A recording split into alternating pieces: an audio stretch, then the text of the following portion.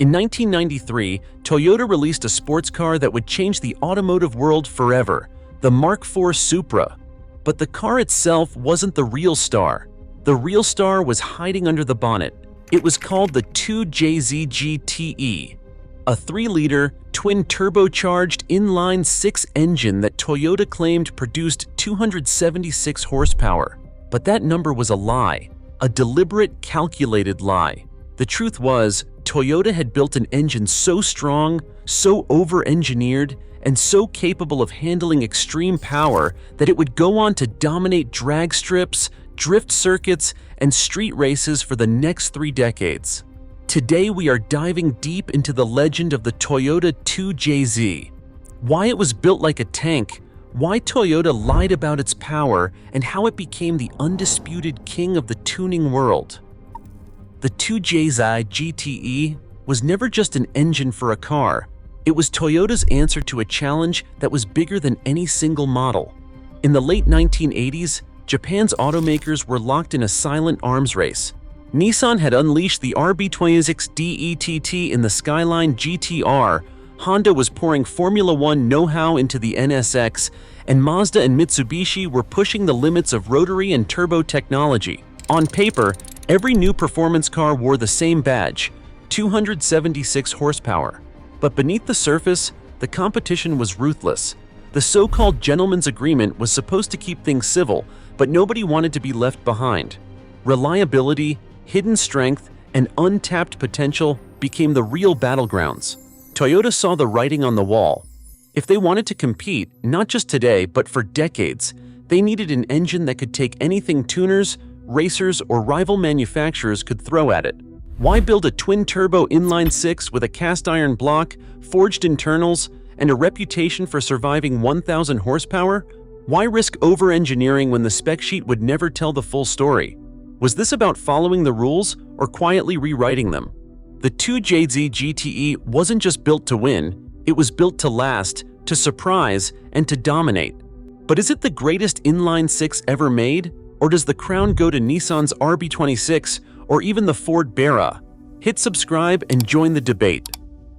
Toyota's answer to the performance arms race was not just a single engine, it was an entire new family, designed from the ground up to outlast trends and outmuscle rivals.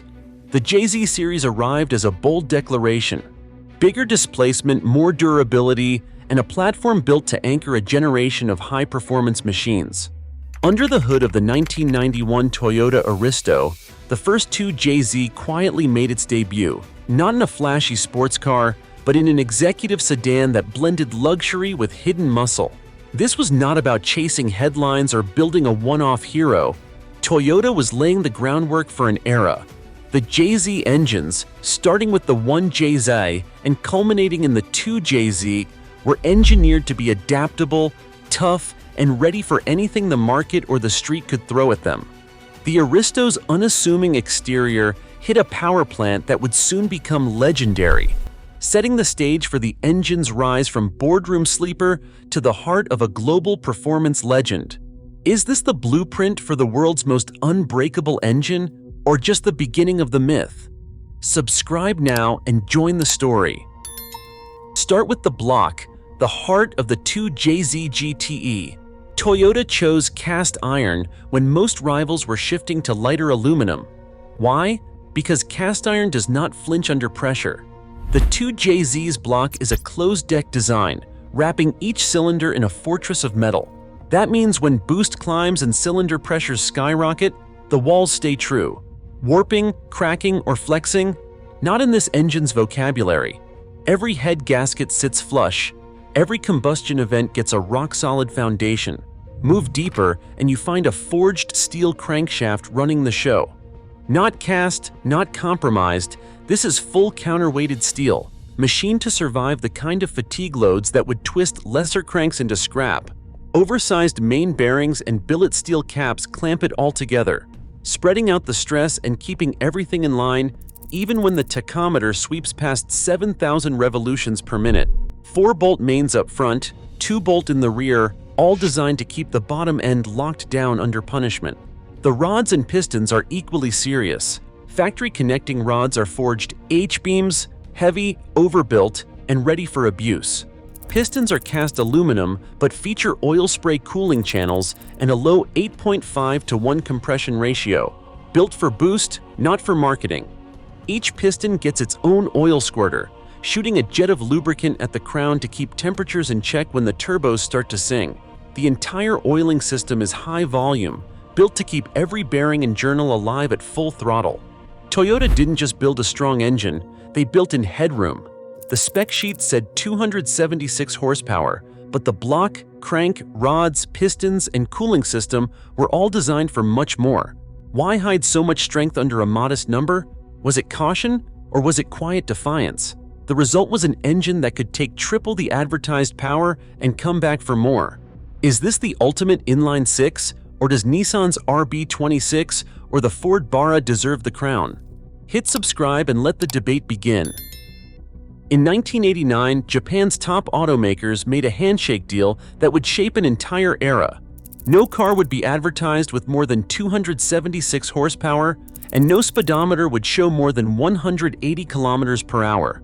This wasn't law, it was an unspoken pact, a smokescreen to keep insurance costs down and regulators at bay while the real engineering war raged in secret. Toyota, Nissan, Honda, Mazda all played along. Brochures for the Supra, Skyline GTR, NSX, and RX-7 quietly listed the same number as if by coincidence. But the spec sheet was only half the story. The 2JZ GTE's official rating, 276 horsepower, became a badge of restraint, not a measure of truth.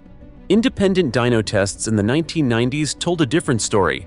Stock Supras and Aristos regularly put down numbers far above the official cap, sometimes brushing 320 horsepower or more. The 180 kilometers per hour limiter was just a line of code, easily bypassed by tuners and export models alike. Everyone in the know understood that the real ceiling was much higher. What started as an industry-wide agreement became the ultimate inside joke, a public show of modesty hiding a monster built for far more. Why did Toyota play along? Because in the world of the gentleman's agreement, the real contest wasn't about what you claimed. It was about what you could prove on the street, the strip, or the track. The 2JZ's understated power rating only added to its legend, an engine built like a tank, officially restrained but always ready to break free. Is the 2JZ GTE the greatest inline six ever made? Or do Nissan's RB26 and the Ford Barra deserve the crown? Subscribe and join the debate. Unlocking the 2JZ GTE's real potential became a rite of passage for tuners around the world.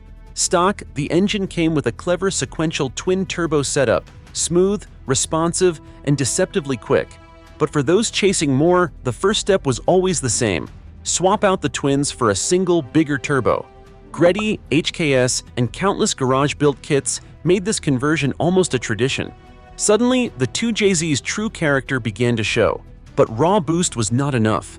To make serious power reliably, tuners upgraded fuel injectors, installed standalone engine control units, and strengthened the cooling system.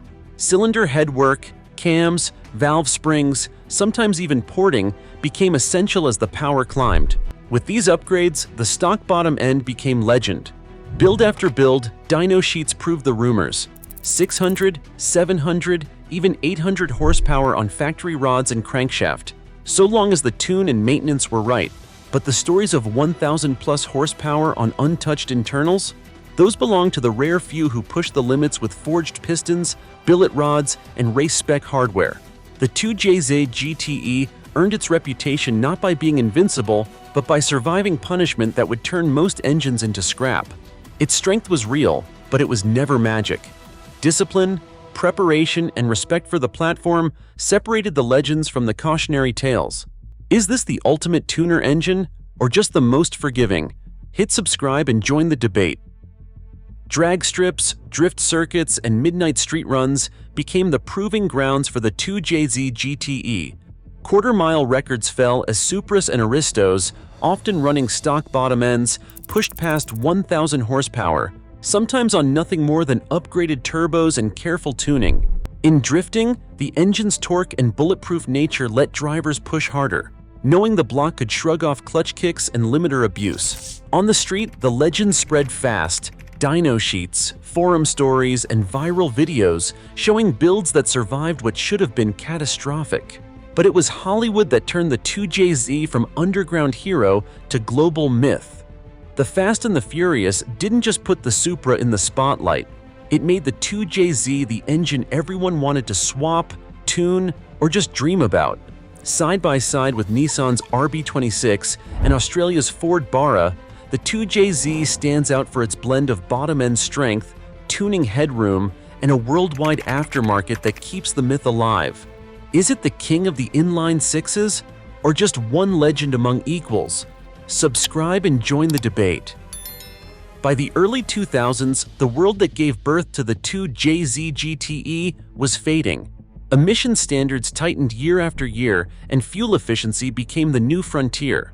Even Toyota, a company known for stubborn engineering, had to face the reality that a cast-iron, overbuilt inline-six was getting harder to justify in a market ruled by regulations and rising gas prices. In 2002, a last-ditch effort arrived, the 2JZF SE, a direct injection variant aimed at meeting stricter emissions targets. But it was a stopgap, not a revival. By 2007, the JZ era was officially over. Toyota shut down production and shifted its focus to the GR Series 5.6, which was lighter, cleaner, and ready for hybrid tech. Yet as the factory doors closed, something unexpected happened. Scarcity turned the 2JZ into forbidden fruit. Prices for clean, Mark IV Supras soared. Tuners and collectors hunted down every last engine, swapping them into everything from drift missiles to classic sedans. The legend did not die, it just left the assembly line. Is this the price of progress or the birth of a new obsession? Subscribe for more automotive legends that refuse to fade away. Today, car makers chase efficiency and compliance. Nothing rivals the legend of an over-engineered iron block giant born from Japan's horsepower war. Is the 2JZ the greatest inline six, or do icons like the RB26 or Barra steal that crown? Drop your verdict below and do not forget to subscribe.